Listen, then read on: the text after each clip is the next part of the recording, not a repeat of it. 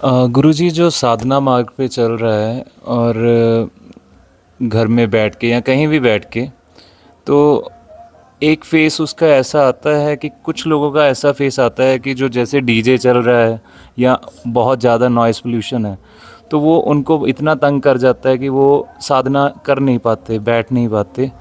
तो ऐसे लोग कहाँ जाए, क्या करें? क्योंकि जंगलों में भी जाके देख लिया, अब पागलपंती पूरी है, डीजे चल रहे हैं, सब सब कुछ है। जगह हो गया।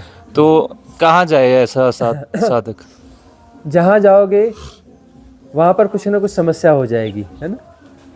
एक बात यह भी होती है ना, बोले हम वो दुनिया से परेशान होकर पहुँच गए जंगल में पेड़ के नीचे, चलो अब यहाँ मंगल होगा। बैठ गए वहाँ पर और अपना थोड़ी देर बैठे हैं, वाह क्या अच्छा लग रहा, अच्छा लग रहा है। कहूँ वहाँ के ऊपर बैठ गया और बीट उसने कर दी, क्योंकि वह तो टारगेटेड बीट करता है, वो तो बिल्कुल उसको बीट बिल्कुल निशाने से करता है, चूकना नहीं चाहिए। ढूंढता है कहाँ बैठा है आदमी, है ना, बराबर वहीं बैठता है, बिल्कुल निशाने से पूरा आगे पीछे होकर सेट कर लेता है कि बराबर उसी के ऊपर गिरेगी ना, है ना, और सफ़ेद रंग की बीट टपका देता है। तो संसार तो ऐसा ही चलता है। अब ये जो है, इतनी पॉपुलेशन हो गई, इतना सब कुछ हो गया, तो ये सब तो होगा ही होगा। इसमें क्या हो सकता है? इसमें यही हो सकता है जो हम कहते हैं परम स्वीकार, कि जो हो रहा है सब ठीक हो रहा है, एवरीथिंग इज़ परफेक्ट, और जो कुछ हो रहा है उसमें प्रतिक्रिया तो देना ही नहीं है। ये डीजे का शोर मुझे परेशान कर रहा है, मतलब हमने प्रतिक्रिया दे दी। जो भी ध्वनि है उसको स्वीकार कर लिया, उसे हमने स्वीकार कर लिया, वो आलम्बन हो गया। तो ध्यान के लिए तो और सहयोग बढ़ गया ना, आलम्बन बढ़ गया ना, कि वह है और हमें उससे प्रतिक्रिया नहीं देनी है। डोंट ट्राई टू अंडरस्टैंड, उसे समझना ही नहीं है कि ये ध्वनि जो है डीजे की ध्वनि है या कोई संगीत है, कोई शादी हो रही होगी, साला क्यों बजा रहा है, इसी समय उसे बजाना था क्या, कोई रिएक्शन नहीं करना है। भाई बहुत सारी ध्वनियाँ सुनाई पड़ रही हैं, सुनना हो रहा है, उसमें जो भी सुनाई पड़ रहा है, सुनना हो रहा है अपने आप। समझना कुछ है ही नहीं, समझना तो है ही नहीं ना, और सुनना भी है ही नहीं, सुनना हो रहा है, उसको समझना है ही नहीं, प्रतिक्रिया करनी नहीं है। और हम सिर्फ सुन ही नहीं रहे क्योंकि हम कुछ कर ही नहीं रहे, तो बाकी चीज़ें भी हो रही हैं। हम कुछ कर रहे होते, सुन रहे होते, हम सुनने की प्रक्रिया में रत होते, तो सिर्फ सुनना ही होता, बाकी चीज़ों का पता नहीं चलता। लेकिन हम कुछ कर ही नहीं रहे, तो सुनना हो रहा है, तो देखना भी हो रहा है साथ में। जो श्वास का आवागमन भी पता चल रहा है, शरीर की संवेदनाएं भी पता चल रही हैं, सब कुछ पता चल रहा है, क्योंकि हम पता कुछ कर ही नहीं रहे। पता करेंगे तो जो पता कर रहे हैं वही पता चलेगा। हम कुछ भी पता नहीं करें तो सारे सेंसेस एक साथ एक्टिवेटेड हैं, साइमल्टेनियसली सारे सेंसेस एक्टिवेटेड रहेंगे तो सब कुछ एक साथ जाना जा रहा होगा स्वाभाविक रूप से, और वहाँ जाना जा रहा होगा तो कोई मन होगा ही नहीं वहाँ पर। जब सारे सेंसेस साइमल्टेनियसली काम कर रहे हैं तो फोकस हुआ ही नहीं, तो फोकस होने से मन पैदा होता है, फोकस होने से रिएक्शन पैदा होता है, फोकस होने से कृत्य पैदा होता है। हम एनालाइज करेंगे, डिफाइन करेंगे, कैटेगराइज करेंगे, कुछ ना कुछ होगा, होना शुरू हो जाएगा। जब कुछ किया ही नहीं, सब हो रहा है, जाना जा रहा है, कुछ किया ही नहीं, कोई फोकस किया ही नहीं, कंसंट्रेशन किया ही नहीं, एकाग्रता की ही नहीं,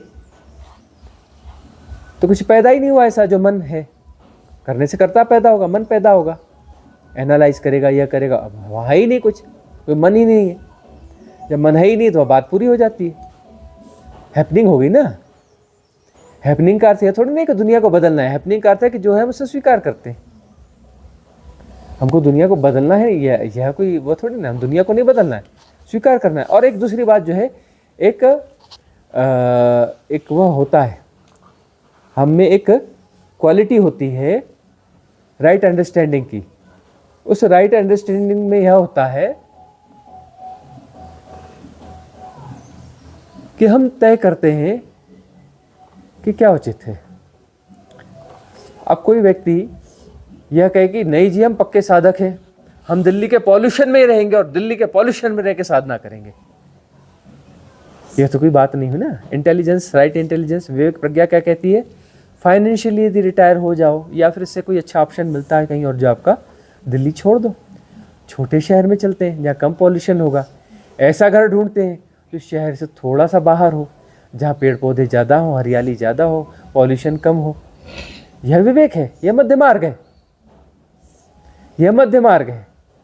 यदि ऐसा कुछ संभव है, पॉसिबिलिटीज है, तो उस पर एक्सरसाइज कर ली जाए, नहीं है तो फिर स्वीकार तो है ही है, नहीं है तो स्वीकार। लेकिन ऐसा नहीं कर मजबूरी में स्वीकार है, ऐसा नहीं। अब है तो है भाई, जब उसको रहना ही है तो चलो उसे स्वीकार कर लेते हैं। इसमें क्या करेंगे भाई, छुट्टियां तय करेंगे, छुट्टियां हम अच्छी जगह पे जाएंगे।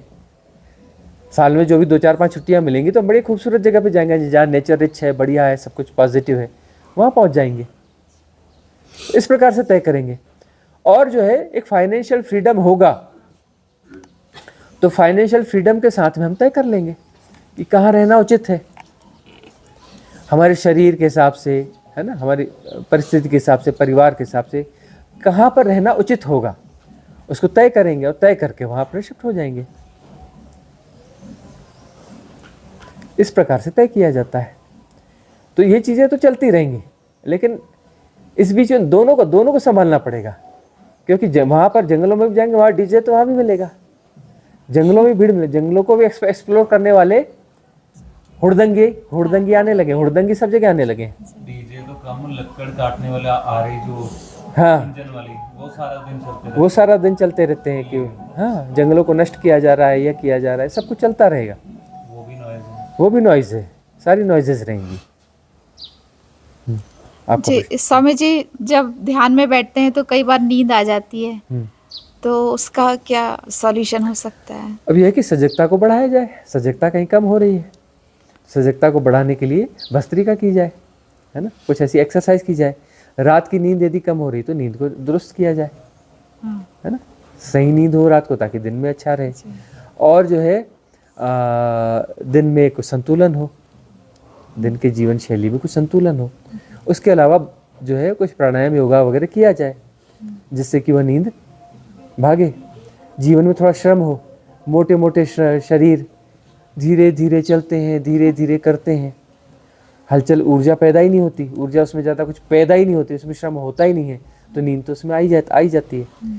तो उसमें बहुत सारे कारण हो सकते हैं। अब किसी का ऐसा है कि दिन श्रमपूर्ण है, लेकिन रात की नींद में कोई कमी है, या फिर स्ट्रेस ज़्यादा है, श्रम ज़रूरत से ज़्यादा हो जाता है, ज़रूरत से ज़्यादा श्रम करने पर भी नींद आ जाएगी।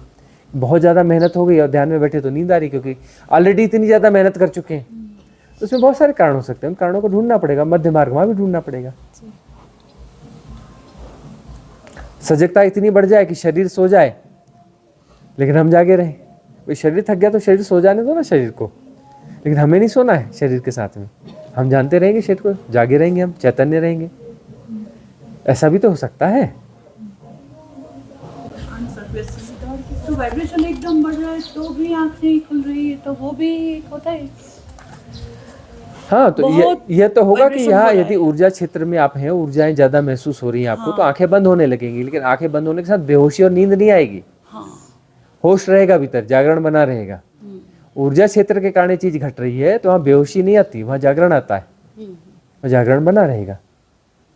इसीलिए आंखें खोलने का मन नहीं हो होता नहीं कि आंखें, हाँ आंखें, हाँ आँख नहीं खुल रही। हाँ, बस वही है कि जागरूकता का मतलब सब सुनाई दे रहा है, आंखों के सामने अंधकार दिखाई देगा। ये आंखें खोलना जरूरी थोड़ी ना है, आंखें बंद है तो उसमें अंधकार तो दिखाई पड़ेगा ना, जो है जैसा है वैसा दिखाई पड़ेगा, जो जैसा है वैसा सुनाई पड़ेगा। बॉडी में जो सेंसेशन है पता चलेंगे, श्वास का आवागमन पता चलेगा, सारा कुछ पता चलेगा ना। कभी पता चलता है, कभी नहीं पता चलता है। हाँ वही, कभी नहीं पता चलता है, वही समझने की बात है कि कभी जो नहीं पता चलता है वो उसमें भी पता चलना चाहिए, है ना। तो वह उसके लिए सारी प्रक्रिया, साधना वही तो है कि बगैर पता चले कुछ नहीं होना चाहिए। भगवान बुद्ध जो है एक जगह जा रहे थे, कहीं पर एक गांव से दूसरे गांव जा रहे थे, तो आनंद और दो लोग थे।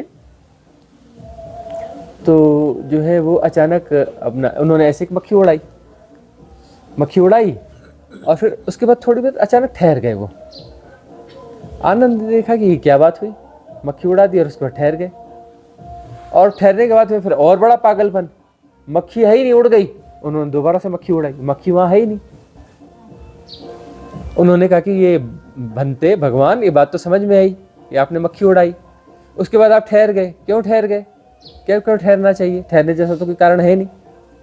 दूसरी बात, ठहर गए, फिर से आपने मक्खी उड़ाई और मक्खी वहां थी ही नहीं, उस मक्खी जो है ही नहीं उस मक्खी को उड़ा रहे हो, पहली हो गई, समझाओ। बोले गड़बड़ी हो गई, मक्खी उड़ाई बेहोशी में होश था नहीं, फिर होश आ गया कि यार मक्खी तो उड़ा दी। होश आया तो ठहर गए। ठहरो, कौन सी स्ट्रीम बाहर ले गई थी? कोई स्ट्रीम रही होगी। और उसके बाद में लगा कि होशपूर्वक ये कृत्य हो जाना चाहिए, फिर से उसको कर लिया जाए। तो जो मक्खी अब नहीं है, जैसा उड़ाया जाना चाहिए था, तो अब वैसा कर लेते हैं कि कैसा उड़ाया जाना चाहिए था, हमने फिर से कर लिया कि दोबारा गलती नहीं होना चाहिए, है ना। तो होश को ही साधना पड़ेगा। हर चीज में होश होना चाहिए। तो हम कह रहे हैं कि चलने में होश, उठने में होश, खाने में होश, पीने में होश, है ना। जीवन की हर प्रक्रिया में होश होना चाहिए। कुछ विचार चल रहे, चिंतन मनन, तो दूर से उसको जानते रहो, एसोसिएट मत हो उसके साथ। एसोसिएट मत हो लेकिन सजग रहो। एसोसिएट भी न रहो और सजग भी रहो, बात बनती चली जाएगी। बात बनती है ऐसे, और कोई रास्ता भी नहीं बात बनाने का, ऐसे ही बात बनेगी।